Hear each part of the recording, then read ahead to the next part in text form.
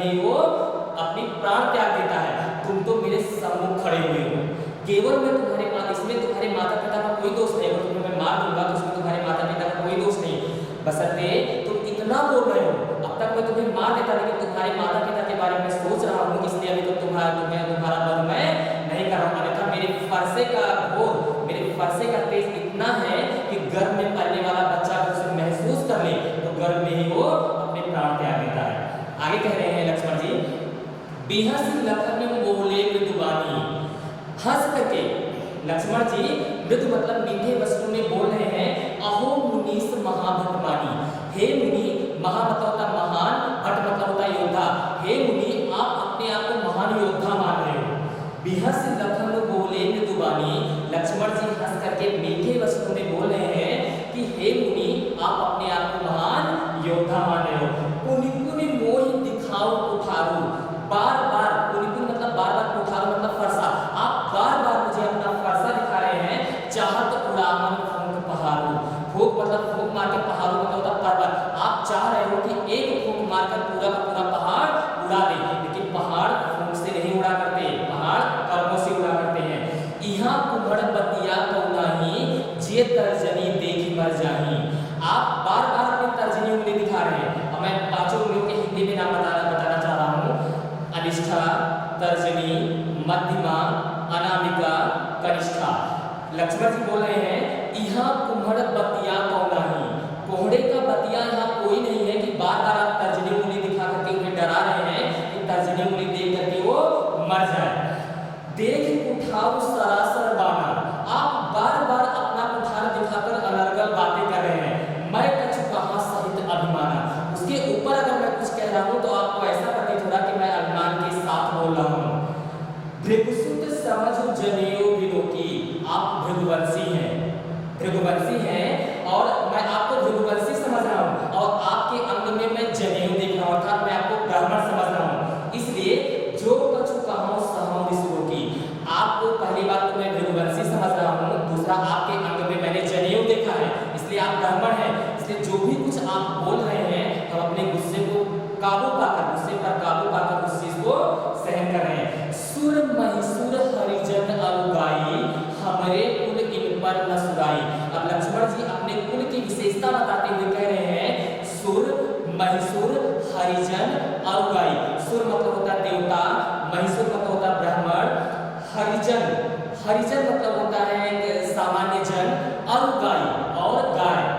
सुर महिसुर हरिजन अरुगाई, हमारे कुल इन पर न सुराई। सुराई मतलब वीरता दिखाना, हमारे खानदान के लोग इन पर अपनी वीरता नहीं दिखाते, चाहे वो देवता हो, चाहे वो ब्राह्मण हो, चाहे वो सामान्य जन हो, चाहे वो गाय हो, हमारे खानदान के लोग इन पर अपनी वीरता नहीं दिखाते।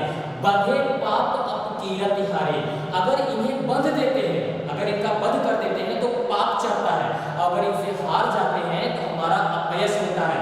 इसलिए मरत्यों पाप परे तुम्हारे, इसलिए अगर ये लोग हमें मार भी देते हैं, सुर, महिसुर, हरिजन और गाय, अगर ये लोग हमें मार भी देते हैं तब भी हम इनके पैर पड़ लेते हैं। कोटि पुलिस सम वचन तुम्हारा, कोटि करोड़ पुलिस वज्रों के समान, हे मुनि करोड़ वज्रों के समान आपका वचन है। कोटि पुलिस सम वचन तुम्हारा, उपमा है, कोटि पुलिस सम वचन तुम्हारा, व्यर्थ धर्म धनु बाण कुठारा। हे मुनि, आपका वचन ही करोड़ वज्रों के समान है, आप व्यर्थ ही धनुष बाण लेकर चलते हैं, क्योंकि आप जिसे बोल देंगे वो यूं ही मर जाएगा, आपको आपके धनुष बाण की आवश्यकता उसे मारने के लिए नहीं पड़ सकती। जो बिलो की अनुचित कहो क्षमय महामुनि धीर, लक्ष्मण जी बोल रहे हैं, आप देखिए, सुनिए, समझिए, अगर मैंने कोई चीज अनुचित बोल दिया हो तो हे महामुनि उसे धैर्यता धारण करके उस चीज को क्षमा करिए। सुनी सरोस, सरोस, सा मतलब साथ, रोस मतलब गुस्सा, गुस्से के साथ भृगुवंश मन, अर्थात परशुराम जी बोले गिरा गंभीर, इस तरह से बोले जैसे पृथ्वी पर वज्रपात हो गया। आगे बोल रहे हैं, कौशिक सुनहु मंदु यह बालक, कौशिक मतलब होता है विश्वामित्र जी, क्योंकि विश्वामित्र जी के साथ आए, आप मुनि जो है परशुराम जी लक्ष्मण से हार गए, अब विश्वामित्र जी से बोल रहे हैं, कौशिक सुनहु मंदु यह बालक, हे विश्वामित्र जी सुनिए, ये बालक जो हमारे सामने खड़ा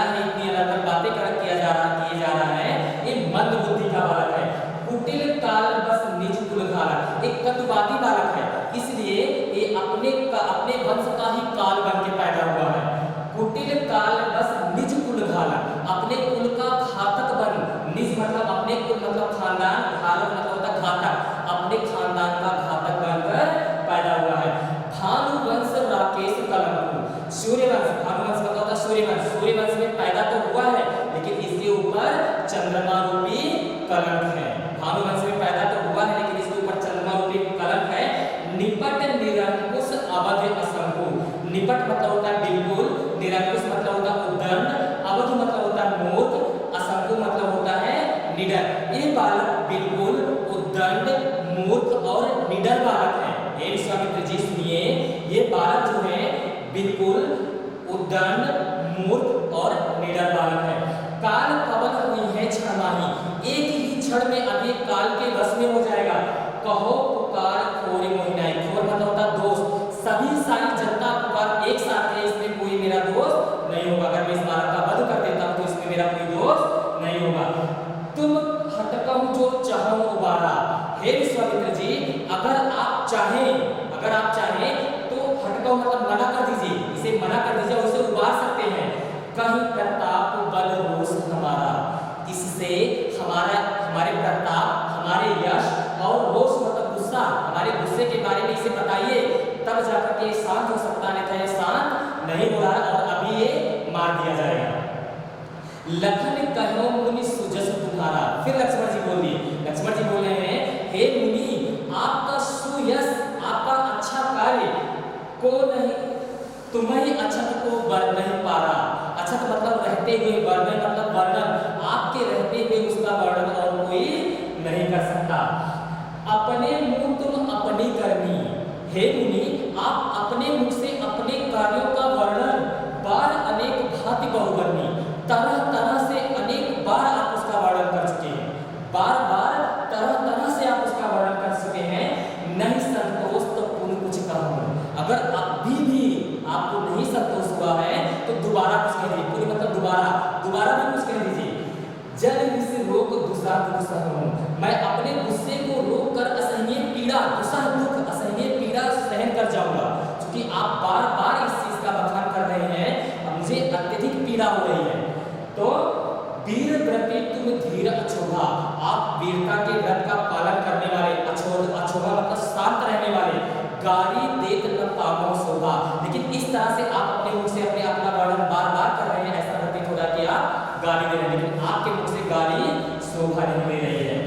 सूर समर करने कर, दुआ है, सूर समर करने कर कहीं न जनावहि आप, विद्यमान रन पाए रिपु कायर कथय प्रताप। सूर समर, जो सूरवीर होते हैं वो युद्ध भूमि में अपना कर्म करते हैं, अपने आप को कह करके जनाते नहीं है। विद्यमान रन पाए रिपु, अपने समक्ष मौजूद अपने दुश्मन को देखकर कायर कथय प्रताप, जो कायर होते हैं वही अपने यश का वर्णन करते हैं। जो वीर होते हैं वो अपनी वीरता दिखाते हैं और जो कायर व्यक्ति होते हैं वही अपने मुख से अपनी बड़ाई करते हैं।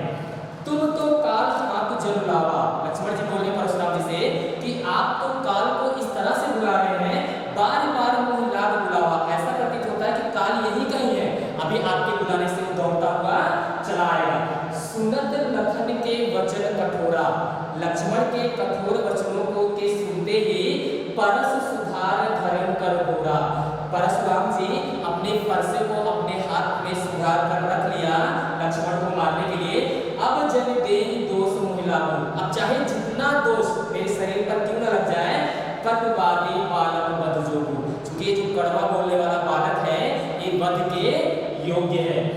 कौशिक कहा क्षमय अपराधो, विश्वामित्र जी फिर उठ गए, बोलने लगे कि कौशिक कहा क्षमय अपराधो, हे मुनि आप इनके अपराध को क्षमा करिए। बाल दोष गुण गिनहि न साधु, क्योंकि बालक के गुण और दोष को साधु गिना नहीं करते। खर कुठार में अपुरन कोही, आगे अपराधी गुरुद्रोही। खैर मैं इतना गुस्से वाला इस कुठार को संभाल के रख रहा हूँ क्योंकि ये बालक जो मेरे सम्मुख खड़ा हुआ है ये गुरुद्रोही भी है, कि गुरु का भी कहा ही नहीं मान रहा है।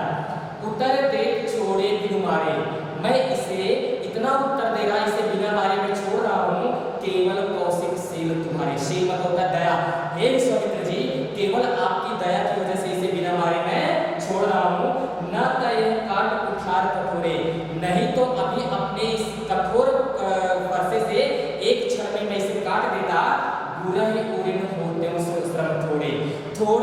श्रम में मैं अपने गुरु के ऋण से भी पूर्ण हो गया होता। गति सुमुख का हृदय हस मुनि हरि हरे सोज, आय मैं आप खाड़ न मुख में अजो न पूज अबूझ।